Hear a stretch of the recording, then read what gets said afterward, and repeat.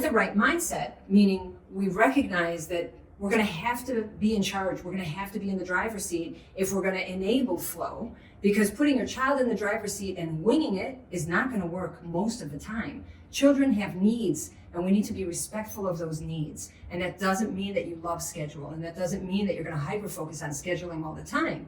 But it definitely means that you're going to take your child's needs into consideration when leaving the house for the day.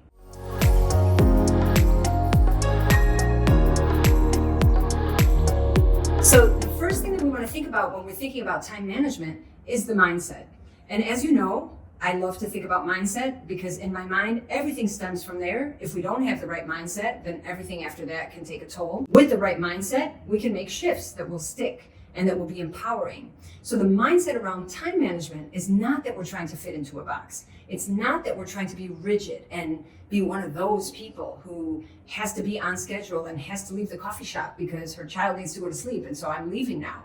That's not what I'm talking about. I'm talking about just having a general idea of what it means to leave the house with our little ones when it's time to do things out of the home. The first thing we want to do is make sure that we are structuring the day.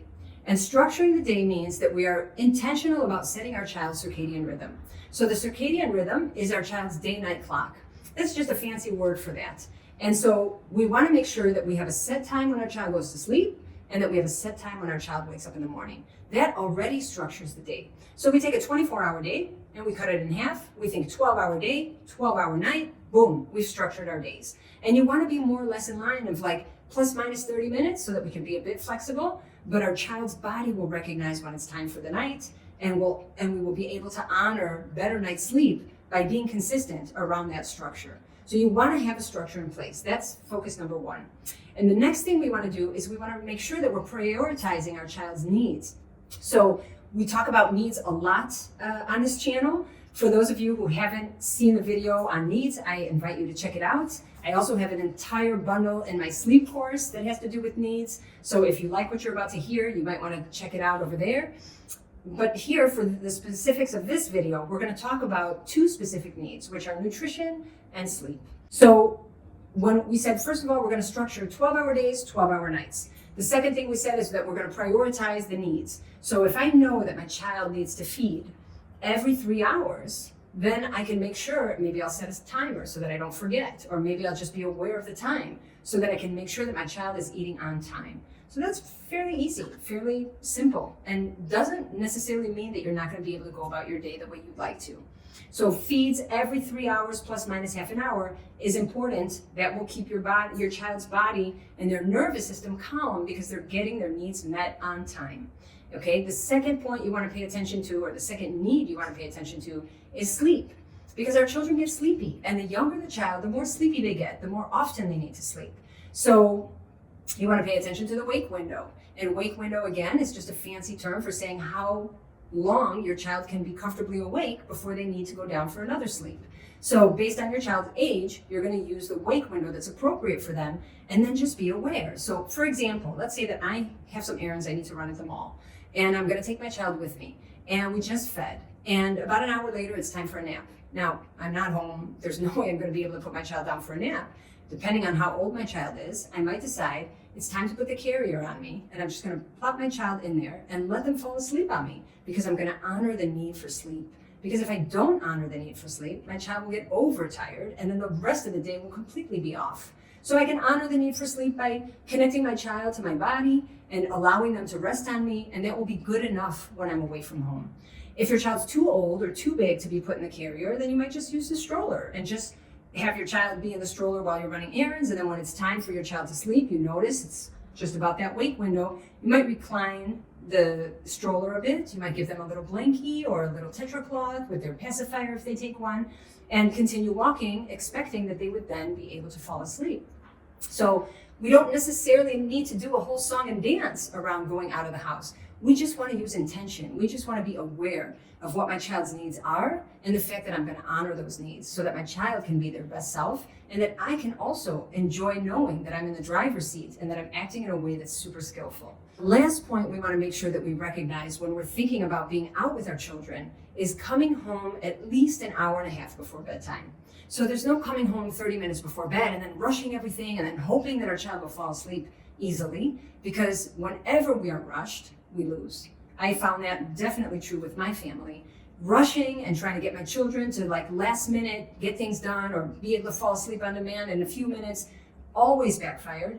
If I could be skillful enough and if I could be intentional enough to make sure that I had an hour and a half, I know that sounds like a lot, but really it's what's needed in order to ensure that you can be a little bit less pressed and more lax around being able to honor the things that need to happen before your child goes down to sleep. So an hour and a half before bedtime, I suggest that you're home already so that the wind down process will feel smooth. As a sleep consultant and on a personal note, I'd like to share with you that the idea around sleep consulting that everything needs to be a certain way and that once we have a schedule, we need to stick with it and that, we're never going to be able to veer off course is inaccurate, because I can just share my own experience. When my children were younger, it was definitely an option for me to be able to leave the house and to be able to take them out with me if I was meeting a friend for coffee or if I was going to go run errands or whatever it was that needed to happen, because I always kept those pointers in line. So those pointers didn't necessarily just allow for a nice time out. It actually enabled me flexibility.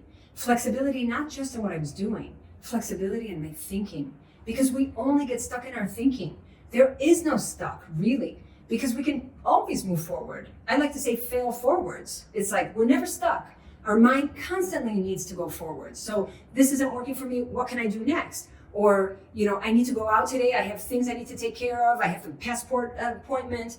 I can take my child with me. I can feel confident. I know it's not going to be a walk in the park, but I do also recognize that I can feel comfortable navigating the day. And navigating is probably the key word here, because we are constantly navigating through the ins and outs of life, but we know where to put our focus without trying to over-focus on everything or without feeling like failures when things don't play out.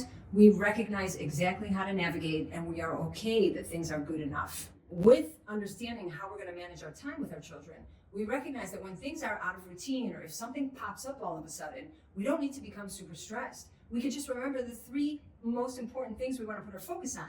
We said we want to make sure we're looking at feedings every 3 hours plus minus half an hour. That can definitely be on the go. We want to pay attention to the wake windows so that our child can get some shut-eye while we're out, even if it's in the stroller and it's a much shorter nap, or even if it's in the carrier and it's not ideal, but at least you're honoring their need for sleep.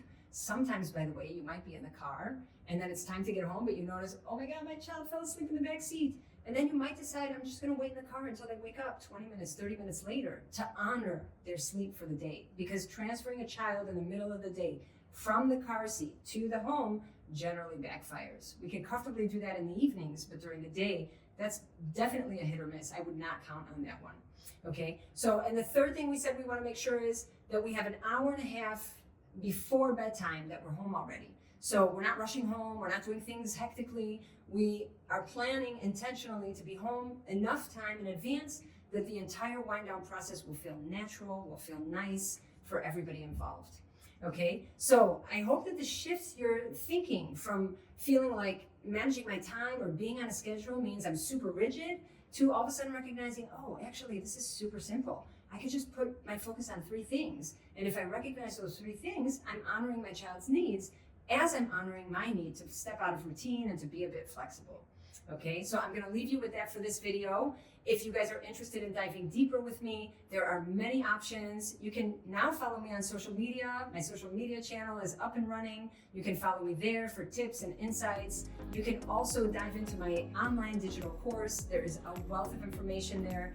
Or you can just grab my free guide and start moving towards better night's sleep with the 3 main reasons why your child is still not sleeping through the night. There's a link. You can just click on it, grab it, and start reaping the benefits of better night's sleep already. Thanks for being with me. See you next time.